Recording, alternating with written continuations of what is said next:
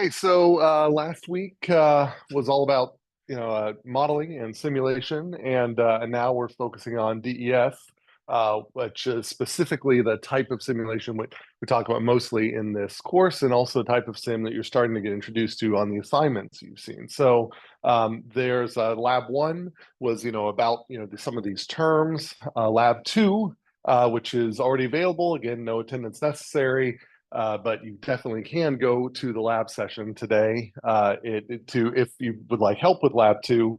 There also is additional video assistance that I put online and some other resources. Homework B1 resources and video may also be helpful. So basically, homework B1 gives you an introduction to simulating discrete event system simulations by hand, and that's what we'll introduce today. But lab 2 is also an exercise in that. So homework B1 is going to be an asynchronous timing, and lab 2 is going to be a synchronous timing. And so this is more common for, say, inventory management. This is more for like queuing networks. But it's basically the same principle. It's just how time is spaced kind of changes, but you do the same process in both. And so these two can hopefully complement each other. So that's kind of what I'm saying down here too. Homework B1, it's online. It's been available, due in about a week, upload to Canvas. Remember the homeworks, because there's only 5 of them. There's no drops, but there's like a 20% per day late policy.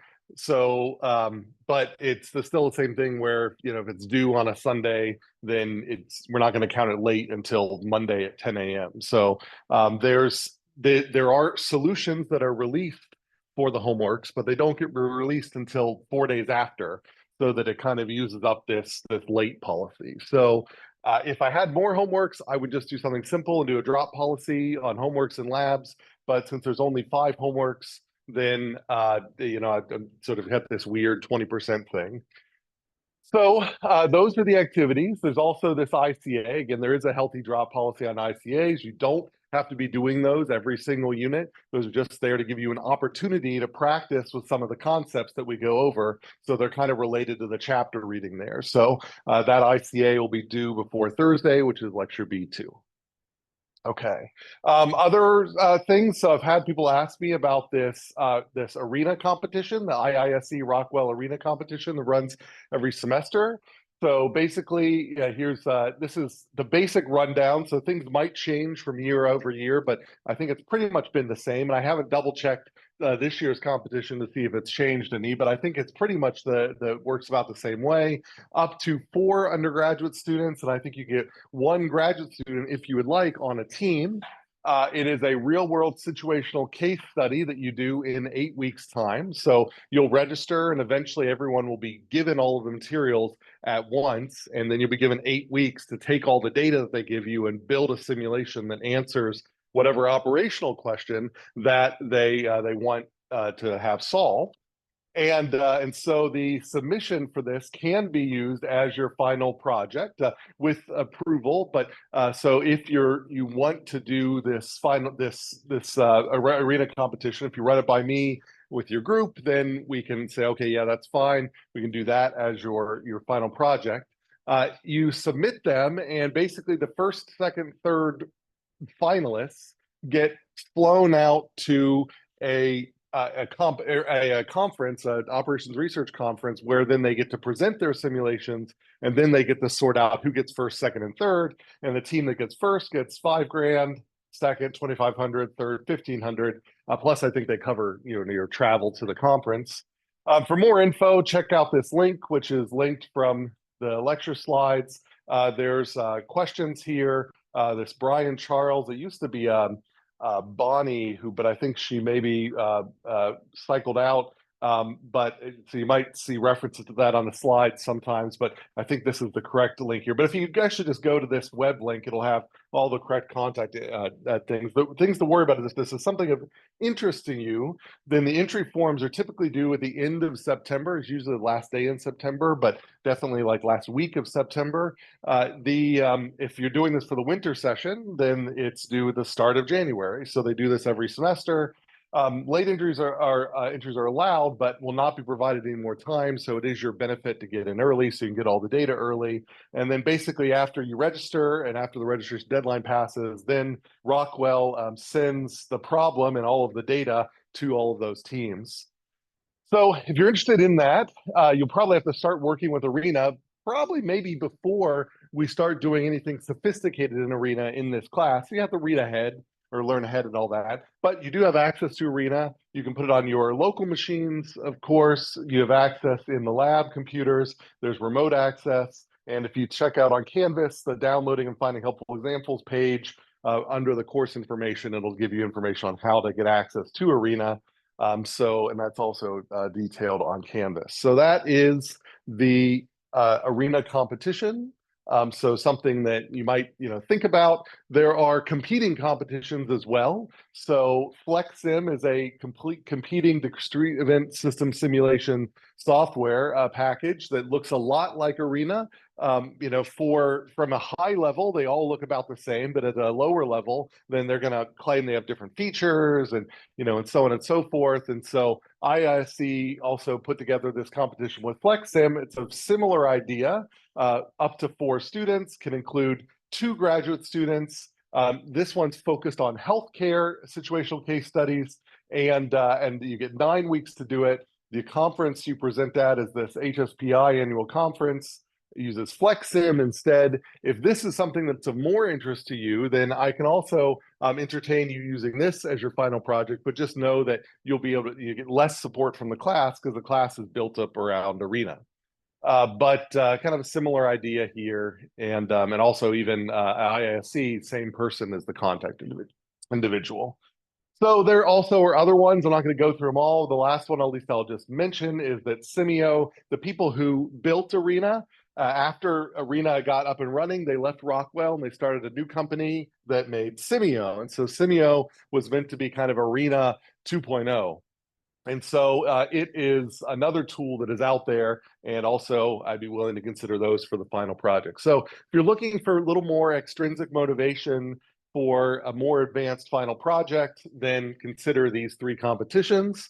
Do keep in mind this probably will be more advanced than most of the projects here. They'll give you data sets that are probably going to be a lot larger than the ones you'll collect in this class, and they'll probably expect a little bit more than what we normally expect. But for some groups, it's more exciting to do these projects as opposed to the standard thing that we do in class. So, any questions about any of that, assignments, the competitions?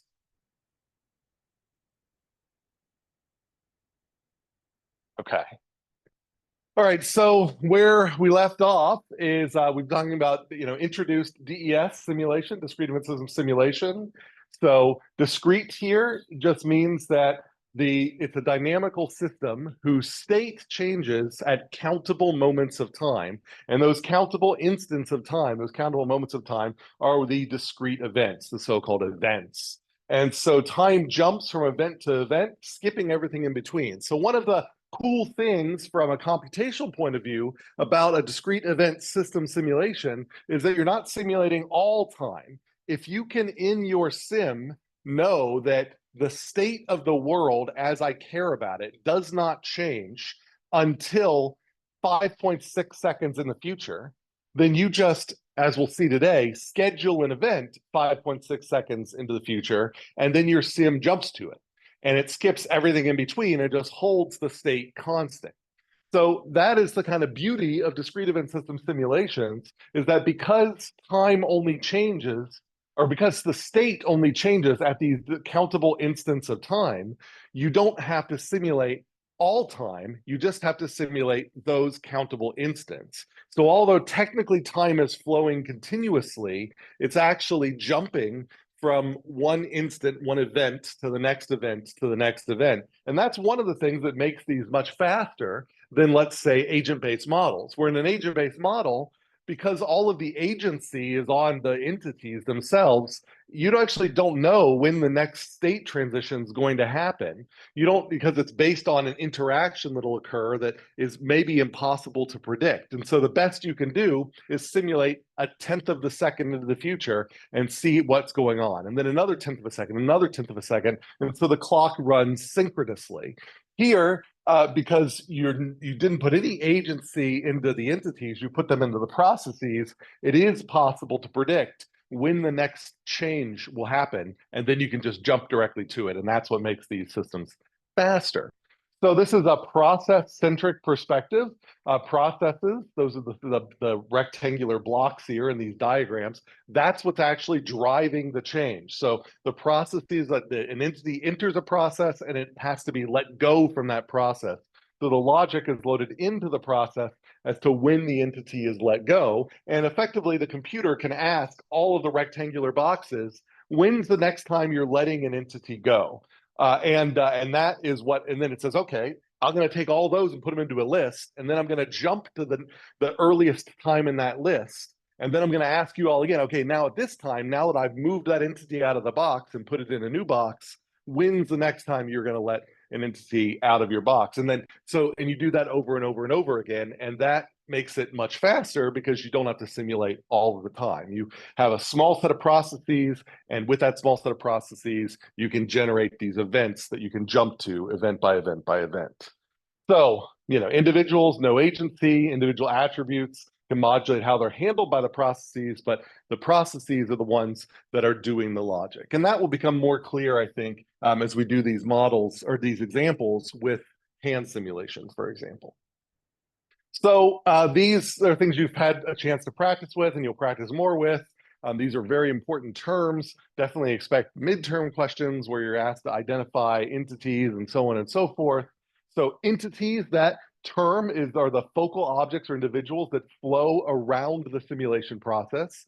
So there's sort of an unknown number of possible entities, but there's a known number of possible resources. And so I know this can get confusing. I had a conversation with a student last week about, well, like a doctor's office, technically you could have multiple doctors, and you could, have this just-in-time scheduling where you could then ramp up the number of doctors. Well, the thought would be there is you probably model that as a capacity, and you'd say, well, we can have up to 10 doctors available, but we may not schedule all of them at once. But we know there will be no more than 10 doctors that could be available. And that was what makes the doctors a resource, because there's a finite capacity. We know exactly there's this many of them, and they can be reused. So one doctor can see multiple patients. So that's why I would make doctors a resource, but the patient's an entity, because we have no idea how many patients we're going to see in a day. And once we process a patient, we never see that patient again. So they're the ones flowing in and out of the system. That's what makes them entities. So they are passive in DES, unlike in agent-based modeling. So they're kicked around by these processes like pinballs in a pinball machine. And you can have different types of entities. So you can have, for example, at a restaurant, you might have phone-in orders coming in and walk-in orders coming in. And so you could have just had an orders entity, an order arrives, and I don't know where it came from. Or you could have two processes that generate two types of orders, the phone order and the walk-in order, or the mobile order and the walk-in order, and they might be generated at different rates. So you can break entities up into multiple entities. So that's a trick to use on these homework assignments, is when I say, I want two types of entities. If you can only think of one, you could say, but can I subdivide that entity into different types and then call those separate entities? So they usually represent real tangible things, such as parts of the manufacturing system, customers, students at a university, but they can also have fake virtual entities for ease of modeling. Now, what do I mean by that? So let's say you want to simulate a traffic light that the north-south sometimes is green, and then the east-west is red, and then it'll switch, and the east-west will be green, and then the north-south will switch and be red. And they switch back and forth periodically, and maybe their switching time gets modulated by crosswalks or whatever. Well, that periodicity you can actually simulate in Arena with a sad little entity that never leaves the sim, that gets generated once and then follows a circuit around and around and around. And every time it goes through different points in the circuit, it causes the traffic light to switch. So that's an example where there isn't a real entity that is walking around in circles, and every time it passes the point, it causes the traffic light to switch. But it's convenient for us to build such a virtual entity as if one exists to just make the periodic traffic lights work. So that's kind of an advanced example of where you can use entities for these kind of softer things. But generally speaking, when I ask you what are the entities in this system, you're looking for usually these kind of real tangible things that are usually moving through a system. Now, I do have a kind of counterexample to that in just a second that I hope will be kind of an exception that proves the rule. Entities can have attributes. So, and are there any questions about this idea of entities? I'm just trying to blaze through this so we can get to the new material and to get through some examples for those who are still having trouble with this. Okay, so entities can have attributes. That's another way to differentiate them. So you can either create multiple types of entities like walk-in orders, mobile orders, or you can have one type of order and its attribute is type. And that type could either be walk-in or mobile. That's an alternative way to do it. It's totally fine. The reason you might do it this alternative way is if you're planning for all of those orders to go through the same flow, and you just want that flow to change small things based on their attributes. A reason to have separate entities instead of keep them separate from attributes might be that you actually want the mobile orders to go through a completely different process than the walk-in orders, and it's just more convenient to split them out from the start. So, but it's kind of up to you which ones you do. Entities of the same type can have different values for their attributes. So, entities arrive at different times. Entities might have different due dates. Entities might have different priorities. Some are have fast passes, they're pre-check, and so on. Entities might vary in physical characteristics. Like this widget might be blue, this widget might be red. The blue widgets get special handling versus the red widgets. And so knowing their color tells you what type of handling. These variables are local to each entity, so they also can be changed on each entity. So they're a little bit like, if you're familiar with object-oriented programming, they're a little bit like sort of members of a class where each object that's instantiated can have its own set of these data members that can be kind of changed. So you can change them during the sim. They might not be constant for the life of the entity. Attributes. All right, so then resources, already kind of talked about this. It's often easiest to identify the resources in the system first. These are the things that are required to perform the useful work in your simulations. They are put inside processes. That's where they meet the entities. Competition for these resources inside those processes prevents entities from moving on. If an entity can't get access to a resource, it can't enter the process, and so it has to queue up outside the process until the process and the resource is available. And it is that waiting time that is the major output of discrete event system simulation models. So entities compete for these limited resources. Examples: people, equipment, space. So some examples here. We've already kind of talked about some of these. We're going to use this term seizing and releasing. So when an entity enters a process, that process says, in order for me to do my job, every one entity needs, say, 2 of resource A and 1 of resource B. And so it goes to check, do we have 2 A's and 1 B available for this entity? And if we do, great, allow the entity into the process. At that point, we seize 2 units of resource A and 1 unit of resource B. Those do not become available for any other entities. They are off the table for the moment while that entity is using them. So that's what we refer to as seizing them. So they are temporarily assigned to the entity.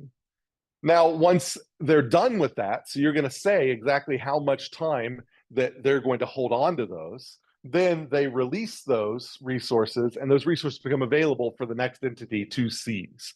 So that's what we mean by saying seize, delay, release. That'll be a term you'll see in Arena inside the processes. You'll say, what type of process block is this? Most of the time, your process block will be a seize, delay, release block, which will mean that when an entity goes in, it grabs resources for itself, it holds on to them for a delay that you provide, and then it releases them after that delay is done. And unfortunately, in Arena, they use the term delay there. And we talk about activities versus delays in the abstract sense. In the concrete sense, in Arena, that delay, I'll call a small d delay, is just a duration. It doesn't actually mean a conditional wait like we mean it. So just you have to be careful of that terminology. A resource can have several units of capacity. So like I said, there could be one doctor, or there could be a doctor with capacity 10, which is how we would model 10 doctors. So you don't have to build 10 processes in parallel, each one of them with their own doctor. You can have one visit the doctor process, and in that one process, it has a doctor resource with capacity 10. So that means up to 10 entities can be serviced in parallel at any instant of time. So other examples, a table that has 4 seats, an airline that has 4 counter agents that generally, I say identical here because when we're modeling units of capacity, we're assuming that all of those resources behave identically. Now, if you say that this counter agent is faster because they're the one that is cross-trained for the special priority customers, and this counter agent is slower because they're a generic counter agent, we probably don't want to use one counter agent with capacity 2. In that case, we probably want the cross-trained counter agent as one resource and the standard counter agent as another resource. And then when the cross-trained one is available, it gets anybody, but otherwise the priority customers go to it. So sometimes you do have to split things out, but it just really depends on your modeling problem. In the simplest version, you have one resource and it has multiplicity. It has its capacity. Questions on what I mean by capacity? Does this make sense? So I am a resource, an instructor resource of capacity 1 right now. So you could argue that, or you could say this classroom is a classroom of capacity 135. So right now it's under capacity, but if 135 people were in this room, then it would be at capacity and anybody new would have to wait. So that's what we mean by capacity. So the current amount of the resource used divided by the total possible is what we call utilization. So that relates to this capacity. Okay. All right, now that example I meant about entities, sometimes the entities are moving and sometimes not.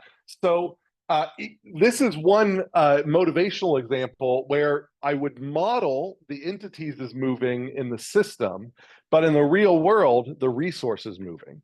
So if I were to take an automated vacuum cleaner like this one here, we can say we want to model different behaviors that automated vacuum cleaner can do based on what it senses. So underneath it, theoretically, it could say, I could tell there's dust here, I could tell there's maybe fine grain particles, coarser grain particles, and I can choose to linger on those different types of dirt regions based on how often I've encountered the other types. So if there's a whole lot of those coarse grain things, those probably should take priority. And if I go over some fine grain dust, maybe I skip it and make sure I get all the coarse grain stuff done first. But if I don't see any coarse grain stuff, then maybe I go back to lingering on the finer stuff, for example.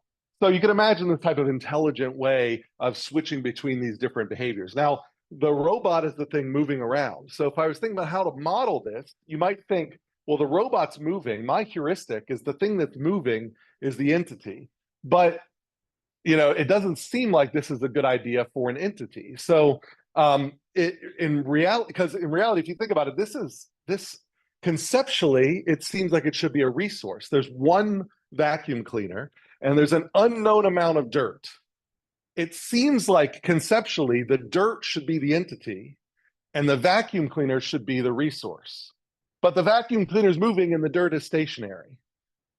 But then you just have to think about reference frames because the vacuum cleaner is moving around. But if we were to sit on top of the vacuum cleaner and pretend like we're in a stationary reference frame with the vacuum cleaner, the world is moving around.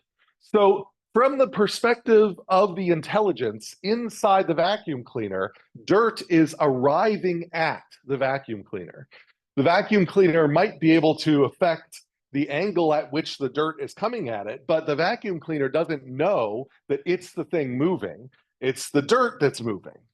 And that's the perspective, the easiest perspective we can take when modeling this is that we model the encountered stationary objects as entities that are arriving at some rate, and we have no idea who's going to arrive next. We have no idea how much dirt is out there, and so on and so forth. So that's an example where the resource is moving in the real world, but we model it as the stationary thing, and the dirt somehow running up to the vacuum cleaner. And that's a totally equivalent way to model it, but it just seems a little weird the first time you do it. And you can do this not only with vacuum cleaners, but you can model the behavior of wolves and bobwhite quail. This is actually what I did. This is what I did in my grad work years and years and years ago, is to model the decisions that animals make in a stochastic environment, and then translate those decisions onto decisions that underwater exploratory vehicles make, that autonomous, we'll say drones make, and that flexible manufacturing systems make. And so in each one of these cases, the resource was the thing that was moving around, but the things that the resource was encountering was modeled mathematically as if the resource was stationary and the things that we're encountering were arriving to that fixed resource. And that's just a kind of a common way to do that. So does that example kind of make sense there? That although most of the time you're going to be modeling something where the resources are fixed, it's not a fixed rule. It's really more about what's in limited supply and what's in unknown.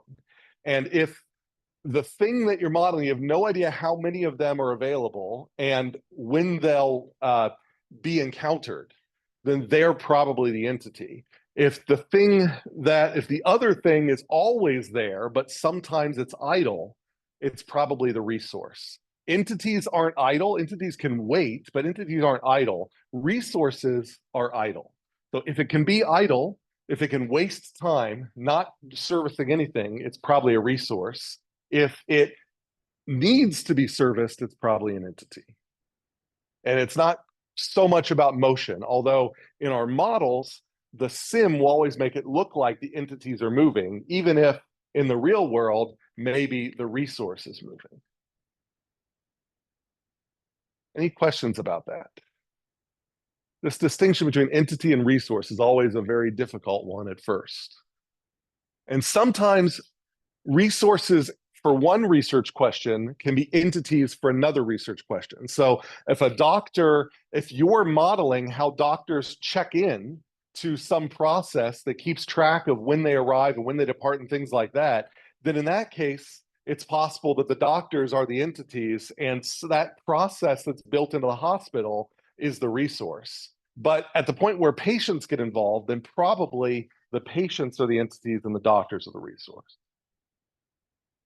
In your homeworks and lab assignments and whatever, I've told the TA to try to make sure your answers are consistent. So if you list doctors as entities, that might be okay, so long as your activities are consistent with entities that with a doctor as an entity. So if you list a doctor as an entity, you have to list then a resource that would go along with the doctor entity and an activity that would go along with that resource. And as long as those are consistent, then we'll give you a doctor as an entity. But if you list the doctor as an entity, but then all of your activities are things and resources are things that relate to patients, then probably the patient was the entity.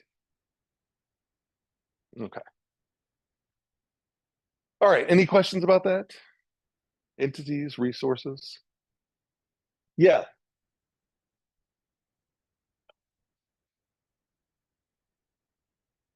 Yeah, so if you're modeling a system where your system doesn't know how many doctors are going to show up and when, and but whenever they show up, it has to keep track of when they show up, then that system, let's call it a reception desk or something like that. Then the person at this sort of this kind of like if you're checking in, you got a time card or something like that. The time card machine becomes the resource because if you have to to clock in before you go into the job, doesn't matter if you're a doctor, it doesn't matter if you're a factory worker or whatever. If you have to clock in before you can get into the factory, you need access to that tiny little machine on the wall to swipe your card or to punch your card or whatever. And at that point, the doctor, the factory worker, the whatever is an entity, and the limited resource is that thing on the wall that they need to swipe their card through. And so in that case, we don't know how many employees are arriving, but we do know there's one thing on the wall. And we know that we'll actually speed things up to some small extent if we put two things on the wall, because then two people can swipe in simultaneously. Now, those, once they get into their job, then they might become part of the infrastructure, in which case now they're an employee, at Best Buy, at the hospital, or whatever, and they're just sitting there, and they don't have anything to do because no customers have arrived. And at that point, they're the resource because they're always there. And then once a customer arrives, then because they're idle, they can immediately help the customer. But then once another customer arrives, that customer has to wait. We wouldn't call that customer being idle because they kind of know what they need to do. They're waiting for this resource. So they're not quite idle, they're just waiting. Whereas it's very different than if a doctor is waiting for a patient, they sort of don't have a need, that they have no idea what, that's kind of the difference. A patient knows why they're coming to the doctor, and that makes the patient an entity. A doctor does not know why the next patient is coming to them, and that makes the doctor a resource. Yeah. Yes.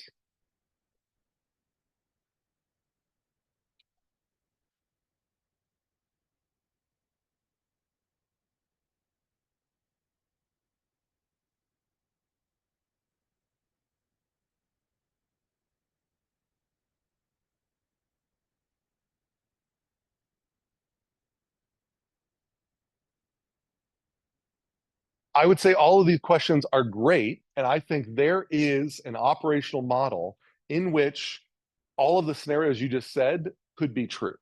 So like if you were to say, we need to get as many firefighters as possible to a burning building downtown, then in that case, we might have 150 firefighters. But if we can only put six of them on a truck at a time, and we only have 10 trucks, then that means that we're limited to 60 firefighters, and there's going to be a bunch of firefighters that can't get to where they're going. And if it's some weird thing where the fire trucks aren't actually pumping water, they're like cycling back and forth to just bring firefighters and kind of a bucket brigade of firefighters to the location, then in that case, I would say that maybe the firefighters are the entities, and we're saying, how long do you wait until you actually get to your destination? But that there's also like, well, there's 10 we have no idea how many buildings are going to be burning at any particular time. And so we also could say, how long does a building have to wait until a truck full of firefighters comes and puts out that fire? In which case, the truck and the firefighters on it become resources. Now, you can have two types of resources simultaneously. You can say, I have 10 truck resources and I have 50 firefighter resources. And whenever a fire arrives, in order for the fire to be put out by the sim, I need to seize one truck and six firefighters. And if one truck and six firefighters are available, if both of those are available, then the fire goes into the put out process. It gets extinguished after a certain amount of time, and then the truck goes back and the firefighters go back. But if there are no trucks available, but there's plenty of firefighters, or no firefighters available, but plenty of trucks, either one of those, the fire keeps burning, and it just sits there and burns and burns and burns in the queue, waiting for the process to start. Does that help? Any other questions? Those are great questions. All right. So the other, state variables, that's another thing, can be tricky. One of several quantities that when combined designate a snapshot of the system, otherwise known as the system's state. So these are formal variables that are the bookkeeping variables that keep track of the actual state. So, there might be a variable T for the temperature in a process. That could change, but at this instant of time, it is 25 degrees Celsius. A number of entities waiting in the queue. Well, that is, at this instant of time, 6 people are waiting. And so that's important for me to know how the system's going to evolve in the next instant of time. But at this instant of time, it's just 6, and we would store that in queue. Likewise, list all of the entities that are actually waiting. That could be a vector. Like your state variables don't have to be scalars, they can be vectors. And so your state variables can store all of the entities actually waiting at this instant of time. That's also a totally reasonable state variable. And then your simulation clock is the hidden state variable that's always there. You oftentimes don't want to base your logic on the clock, but you definitely need to keep track of the clock for stats later. So we'll see kind of more examples of that. These state variables will potentially be updated at every event. That's the whole point of an event, is that an event, you need to update at least one of them. Now, it might end up changing to the exact same value. So it might not actually change. Like if the event, someone leaves a resource and enters a resource simultaneously, the number of entities using that resource doesn't change. But there was an event because that was a potential change. And so that's what we're saying here. Simulation logic can respond to these variables as well. So you theoretically can say that an arrival rate varies with the current queue length. Why would you want to do that? Well, if you think about it, there's this important process called bulking. So it might be that people arrive to your restaurant maybe 10 an hour. But if you have a queue that goes out the door, then people that go by your restaurant can see that queue. And you might know that out the door means 10 people or more. And then at that point, some people decide not to come to your restaurant. So when your queue is greater than 10, the arrival rate might be 5 an hour. But when it's less than 10, it might be 10 an hour. So you can have parts of your system modify themselves based on the current state of the system, just like in the real world.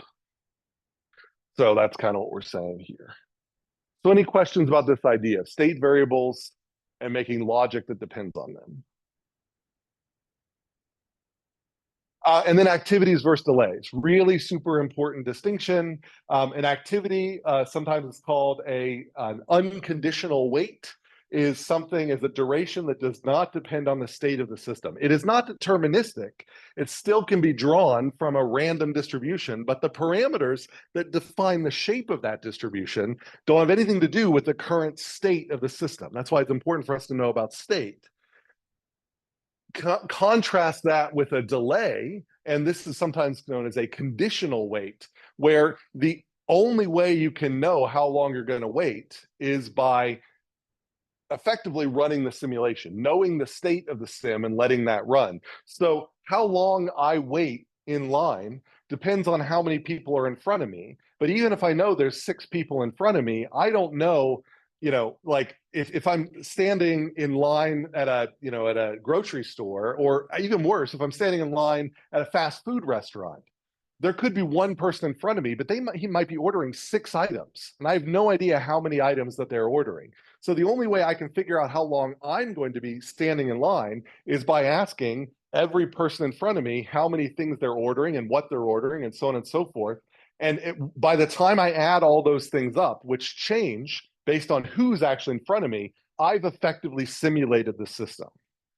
So how long I stand in line, I cannot know without knowing the state of the system, without knowing who's in front of me. That's what makes it a delay. How long it takes for me to make my own order, I know what I'm ordering. So I can just look up, it takes this long to order a cheeseburger, it takes this long to order a coffee. And so based on the inventory of items I have in my attributes, without running the sim, I know exactly how long, or at least the distribution, the curve of how long it's going to take for my order to be ordered. So that's the difference between an activity and a delay. And this is really important because you go out and we call activities inputs. And so before you do your sim, you get distributions of all of your activities, of all of your inputs. These are called input models. And then you put those models into Arena in the diagram, and then Arena uses the variation that is generated by the activities to generate new variation at the outputs, and the delays are an important output. So where do the variation and delays come from? It comes from the variation and the inputs. So we need variation to go into a sim to get variation out of a sim. So that's, an input modeling is coming up with the variation that goes into the mill, so that we know what products come out of the mill have a realistic variation coming on their output. So that's the difference between an activity and a delay. Are there questions about this? I know it can be very tricky, especially if you start running the sims, it starts making more sense, but does it start to make a little bit of sense now what I mean, that you know an activity before you even build the model, but you need to build the model and run the model to know a delay.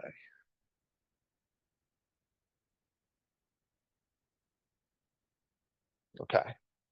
Activities may be variable, but statistics, so I've already kind of mentioned that. And a delay for one entity is often an accumulation of activities experienced by other entities, like the activities of those who are ordering in front of me.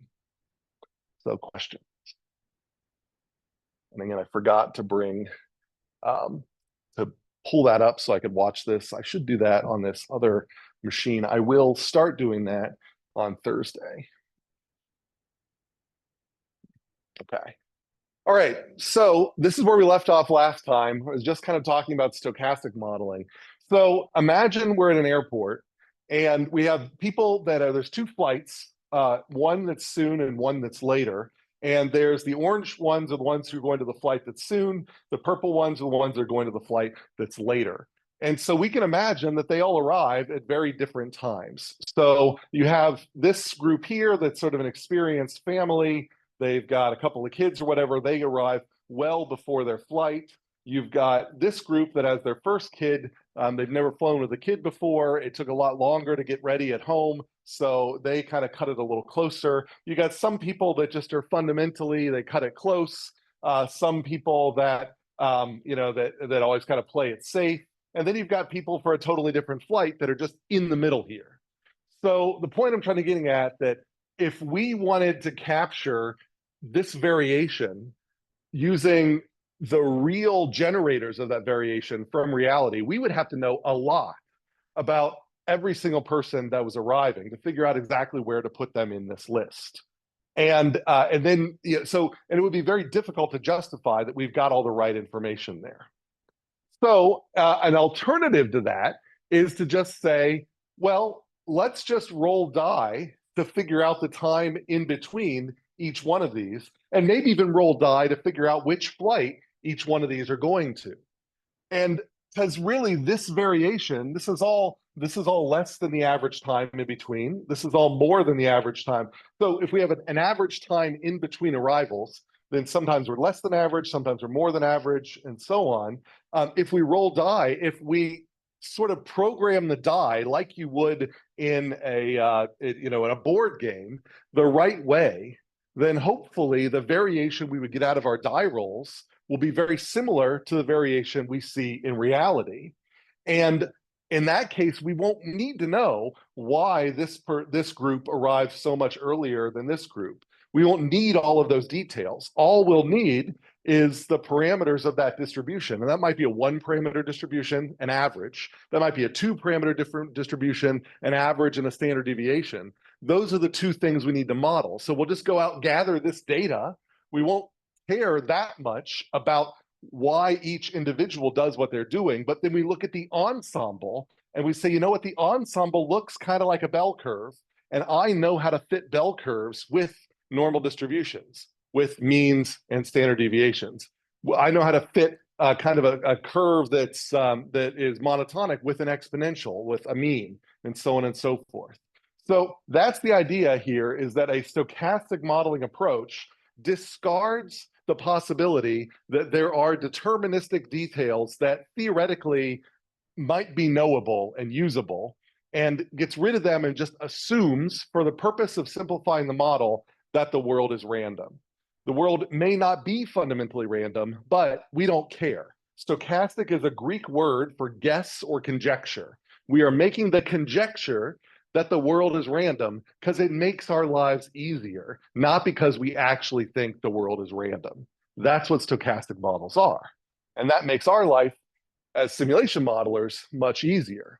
So I mentioned inputs, those activities, those distributions of activities, those are the inputs into our system. Those are the stochastic models that we need to use. And so input modeling is choosing the right probabilistic models to capture variation, to mimic the real world variation, even if the real world variation isn't really random.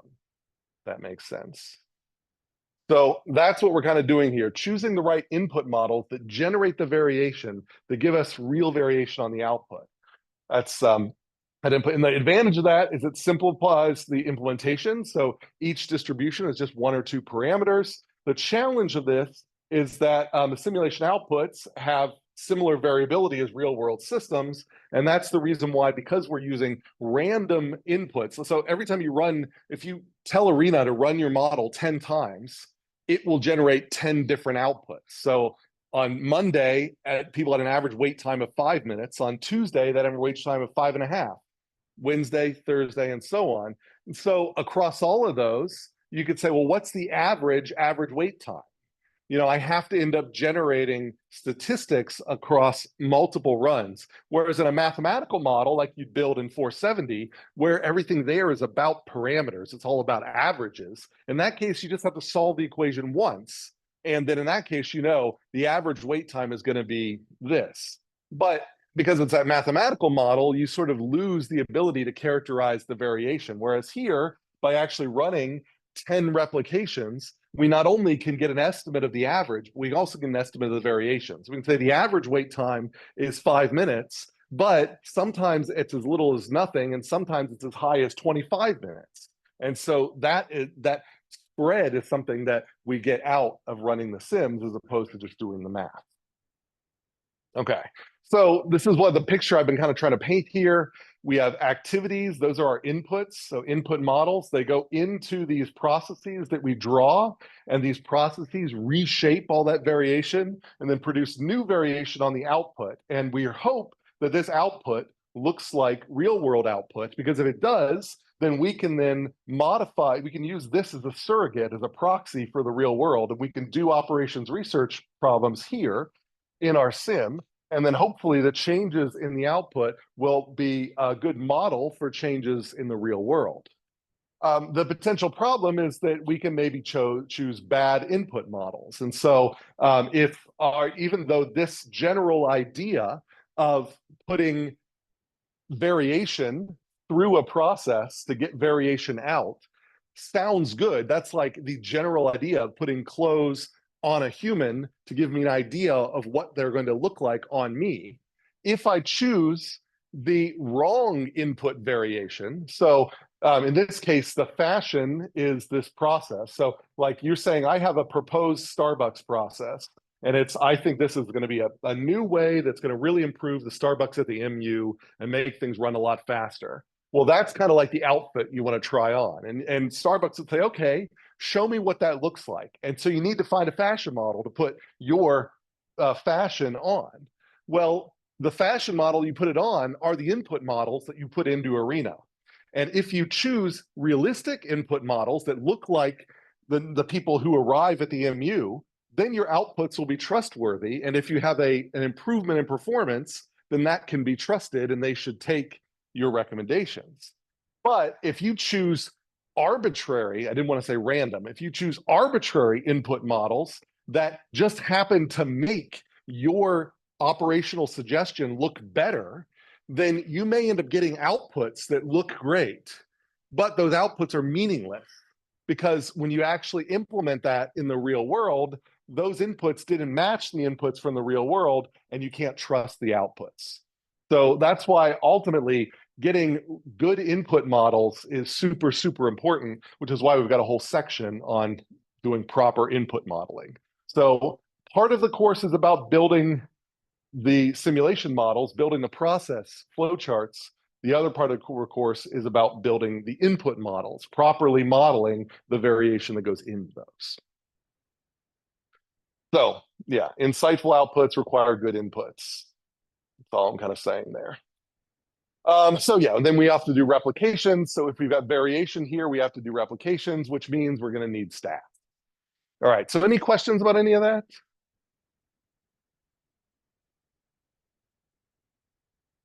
Okay, so see if I can manage to launch the iClicker here. I might have to.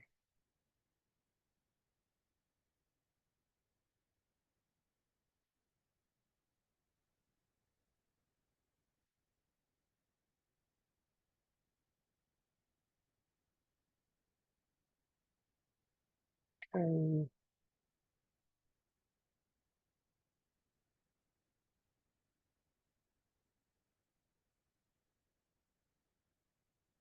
All right, so now that this is up, let's go back to here and start this poll. All right, so we'll do a short answer here and pick that one there. So the question that, oh, disregard that. The question that I have for you then is what is the name that we use for uh, the variation we put into a simulation model? So an activity, the length of an activity, supposedly you know that distribution ahead of time. So what is the name of the set of things you know ahead of time that you have to go out and do modeling work on before you build your sim? What's the name that we use for those things?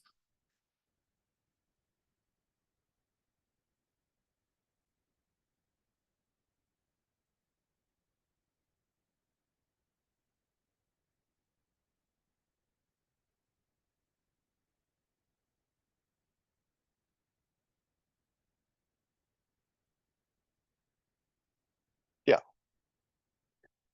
Question is, what is the name that we modelers use for the set of things that we have to model ahead of time before we build our sims? So I'm choosing like activities fit into this group. So, what I'm looking for is like, I say that not only is building the processes important, but so are the blank models. So what is fitting into the blank? What do we call those things that we have to model before we even build our simulation model? And I am being a little pedantic about this because this term is a term that people might think we apply to entities because entities arrive and then they depart. But really, entities are the water that is flowing through the fountain that is your simulation.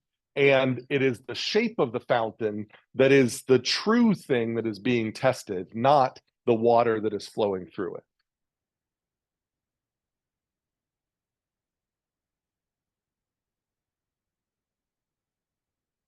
All right, and I'll just go ahead and leave that open for now. Okay, so now the new stuff. This is the stuff you'll need to do the homework and Lab B2. So how do we actually make time go in simulation models? And so in a DES model, we use what's called the event scheduling worldview that I've already hinted at. And in the event scheduling worldview, we've got events that are points where the state changes, and you jump from event to event to event, even if there's not a uniform set of time in between. So your sim might go from time 0 to time 10 and the first jump, but then from time 10 to time 10 and a half, time 10.75 to time 11 in the next couple jumps after it. And then it might jump to time 100 after that. So we have these irregular jumps, and that is part of the thing that allows the simulation to run relatively quickly compared to other sim types.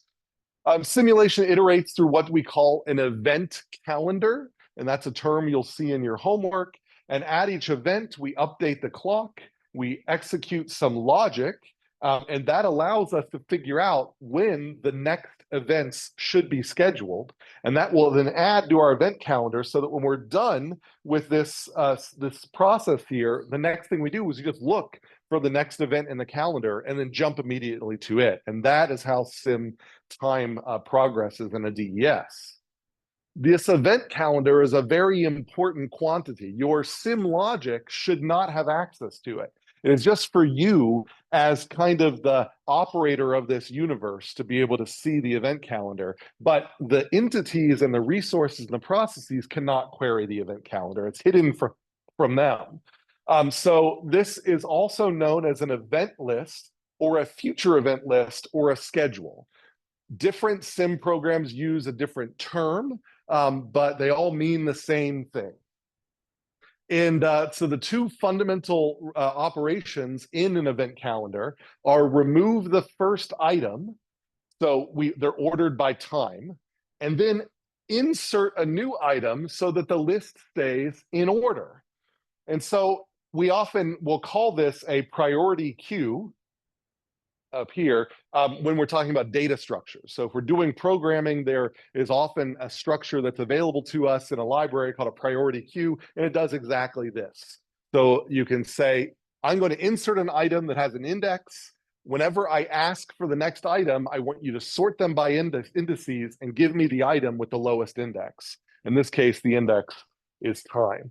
And so we'll use the term schedule a new event. And by schedule a new event, that just means take my event and put it in the list of events so that it is in the proper order, so that the thing at the head of the list is the event that is going to happen the earliest or the soonest. So again, you do not have access to the event calendar when you're writing your sims, your simulation, or sorry, you have access, but your sim does not.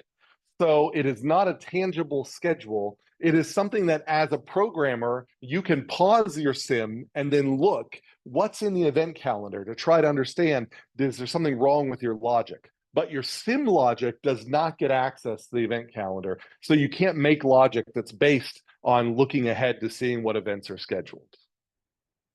So here's an example of what I mean. Let's say we're simulating a car wash. So we've got these two types of entities, or I guess two entities, maybe with two different attributes, a blue car and a green car.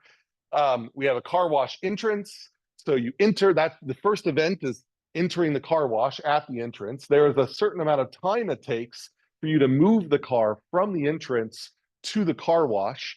The car wash is a resource that may be busy. If it's busy, you got to wait on it. If it's not busy, you can enter the car wash. Because it's a resource, it takes a certain amount of time to get through that car wash. And then, but to go to the drying stations, you have another travel time. And then this dryers, those are also, the vacuums are also a finite resource that you may have to wait on. And then once you get access to one, you'll be there for a certain amount of time. And then you can exit and then leave the car wash. So that's the basic layout of this system. That when we simulate it will, and then we're going to step through this, but this is what we get at the end.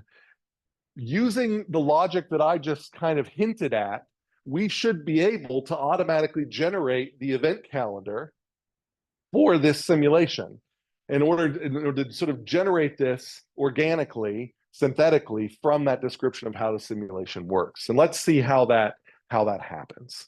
So we know at the beginning of the sim, we just start to the very first entity arrival. So car A arrives, and we can just call that arbitrarily time 0. So we're going to jump to time 0. Now, at an arrival, the first thing you do is schedule the next arrival. It seems maybe a little bit weird, but you kind of want to make sure that at least something is on the event calendar. And if you've arrived, then you know that your arrival's done. So you better say when the next arrival is and schedule it.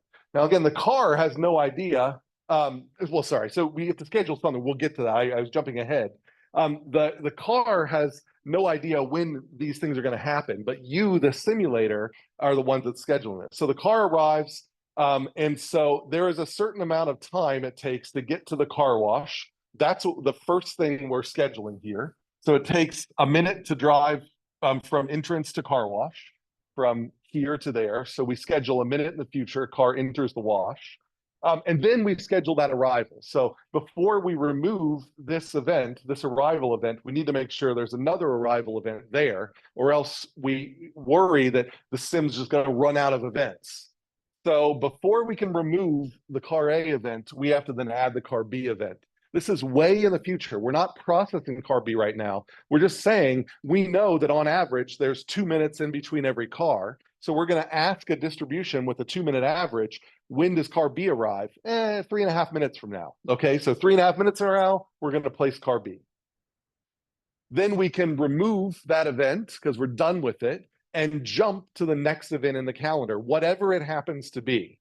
In this case, it happens to be car A entering the wash. So when car A enters the wash, what the logic says is when you've entered the wash, you're starting to use a resource. You need to then, that means you've started an activity. An activity has a known distribution or a sampleable distribution. So once you enter a resource and start an activity, you need to schedule the end of that activity because you're in the activity. So in order to get out of the activity, it's got to be on the schedule. So we know that car washes take on average, 3 minutes. So we draw from a distribution that is, goes somewhere from 2.5 to 3.5 minutes. We get, 3.25 minutes or whatever, and we schedule 3.25 minutes ahead. That's when we're getting out of this wash. So we schedule that ahead, and then that's all we have to do in that logic. So we jump to the next event, which happens to be car B arriving. Now, this is interesting because where car A arrived, well, so they still need to travel to the car wash. So we schedule them traveling to the car wash. And at this point, there's nothing else we can do. So we jump to the next event, which happens to be car B being ready for the wash. Now, this is what's interesting because the resource is busy. When A arrived at the wash, the logic said it could immediately enter the wash. In B's case, it can't enter the wash. So we don't know when B is going to exit the wash. Now, you might say, Ted, I know, because in this case, A is going to exit the wash here, and then B is going to enter here. So we can just figure out how long B is going to be in the wash and add it to this point here. You're not allowed to do that because that's simulating in your head. The computer can't look ahead that way. It's not smart enough to go ahead, and it gets complicated when you have multiple things arriving from multiple directions.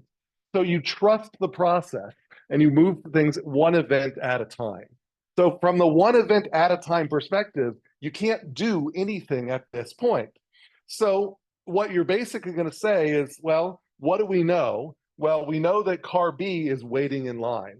So I'm going to create a state variable that represents the cars that are waiting in line during this time, and I'm going to add car B to it. So that will end up being a delay that car B will experience. This is the first delay in the system. And then we can just jump to when car A exits the wash there. At this point, a lot of stuff can happen. Car A is ready to go to vacuum. Car B is ready to get in the wash. So there's a lot of things we potentially can schedule. So let's see what happens there. So let's schedule the time it takes for the car A to get to the vacuum, okay? And then car B now can enter the wash. So we go to our state variable that keeps track of how many cars are waiting. We remove B from it. So we empty that out. And then we schedule the activity of car B's car wash. So implicitly here is saying car B enters the wash. So now we can schedule when car B exits the wash. It gets added to there. And I think that's all that we have to do for this particular activity. And so we can now get rid of car A and then jump to car A entering the vacuum. Now, some of you might have noticed that I didn't schedule a car C arrival just because for simplicity, but there theoretically, back when car B arrived, we should have also scheduled a car C arrival way out here somewhere. So we jump to car A entering the vacuum, we schedule when car A gets out of the vacuum, and so on and so forth. Jump to when car B exits the wash, schedule when it gets to the vacuum, and so on, and jump and jump and jump. And then we end up getting this timeline out of it. So you can, we could then, from this timeline, we can then figure out where there are activities and where there are delays. Those delays, like this car be ready for wash, but not able to enter the wash, that is waste in the system. So then we can ask ourselves, are there different ways we could have arranged the system that would have reduced that amount of waiting time for B? Sure, we could have had a whole separate car wash, but that might be overkill. That might not be worth the cost. But that's those delays that we're looking at there. Those are the things that we can direct our attention as operations researchers. Okay.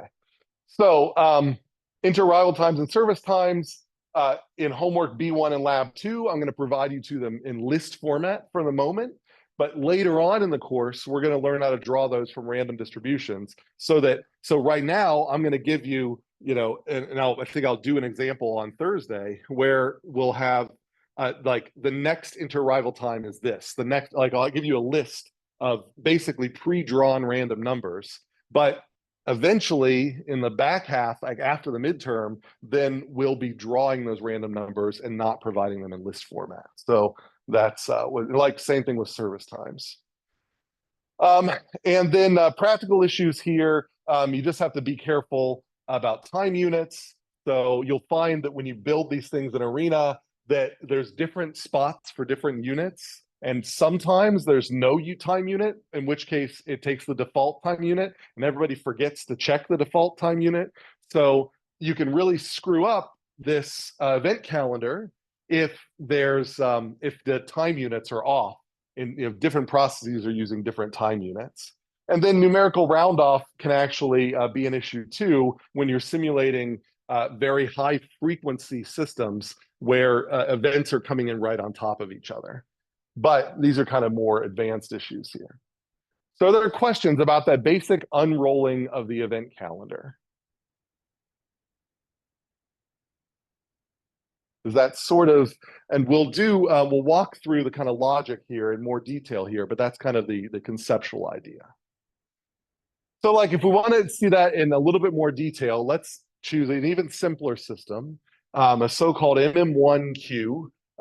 There's the term you learn in 470, but basically we have one server over here. We theoretically know how long it takes for them to serve, the distribution of time it takes for them to serve an entity when they arrive at the server to provide service. And then we have a single waiting area, and we theoretically know the distribution of the times in between arrivals. And so these are those who are arriving, and then this is the server, and they're actually getting served here. So this is, I think, modeling a motor vehicle, Department of Motor Vehicles sort of setup, our Bureau of Motor Vehicles setup. And so, so if we want to think, how do we go through the event, stepping through the simulation, hand simulating this, like you're going to do in homework B1, then we just have a set of steps that you can kind of follow like a recipe, and it should always work. And so initially, you schedule your first arrival at time 0. You often then schedule an end event so that your sim has a place to stop. And this end event is not related to the real system. This is just how long you want the sim to go. We pretend like it's a real event just because we have a mechanism to handle events. But it is not a real event. It's not like the sim necessarily goes to 30 minutes. It's just we're only simulating 30 minutes. So in your homework, B1, I say, I give you an end time, and I'm expecting you to hand simulate up to that end time using an end event as you're doing that.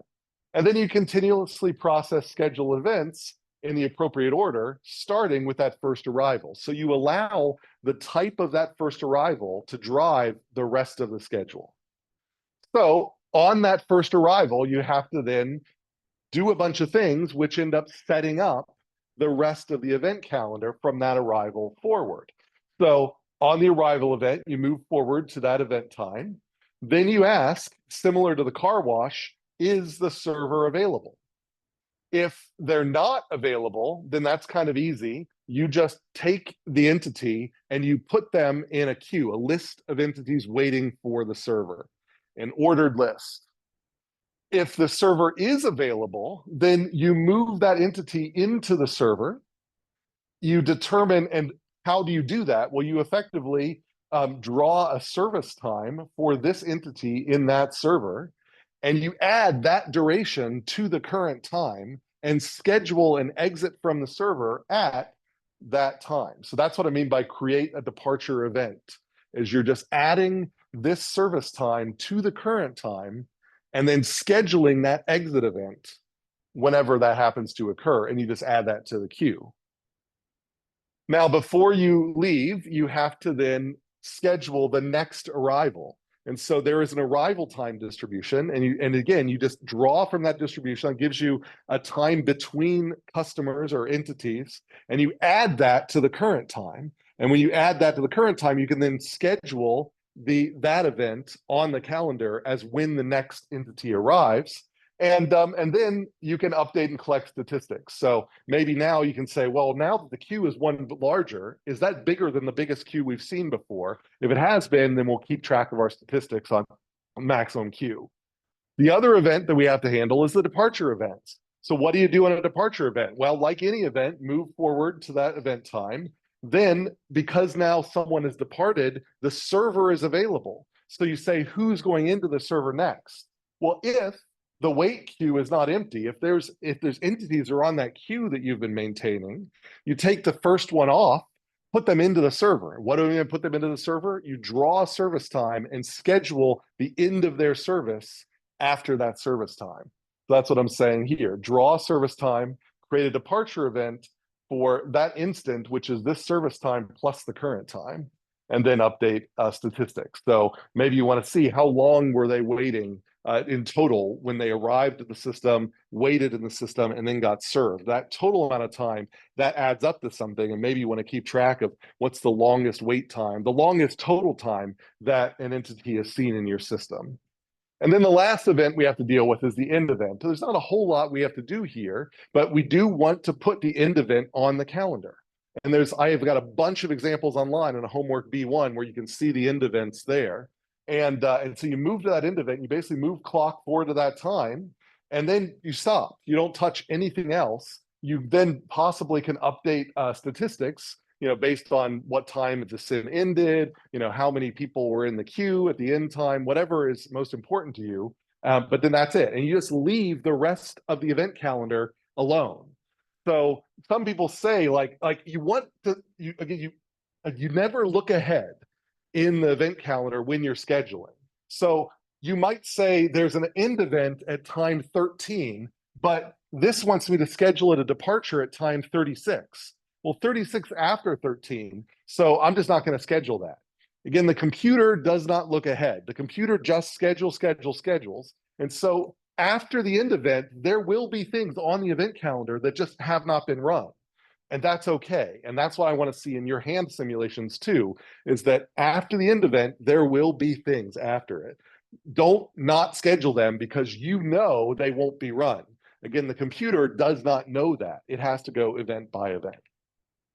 So commonly used state variables in these simulations. So whether a server is busy or not, how many people are currently in the server, how many people are currently waiting in the queue, and these should be updated every time you have an event. Related entity attributes. So it's very common to, on every entity, keep track of when they arrive. Because that way, when they exit, you can see how long they've been in the system. And that's an important performance variable. In the next lecture, we'll apply this to a hand simulation example that looks very, very similar to your homework B1. It's basically a simplified version of your homework B1. And it basically then it applies this logic, and likewise, it's a recipe that once you get used to it, it's pretty easy to do. But when you're starting to learn it, it's a lot to keep track of, and it's easy to kind of mess things up. So, but meanwhile, try B1 and Lab 2 hand simulation exercises, and that's our regulation. So let me close with a clicker. So I'll stop the previous clicker, and then start this one. And so the question I have for you is, what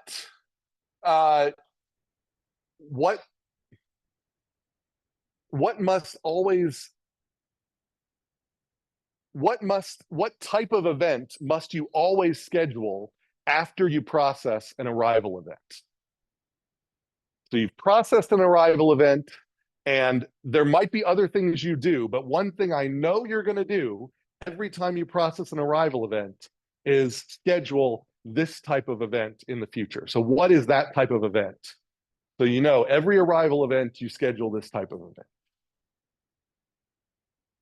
And as a hint, your answer, the possible answers are probably arrival, departure, or end, because car wash is not very general. And that's all I've got for you. So after you get done with that response, then we'll see you Thursday.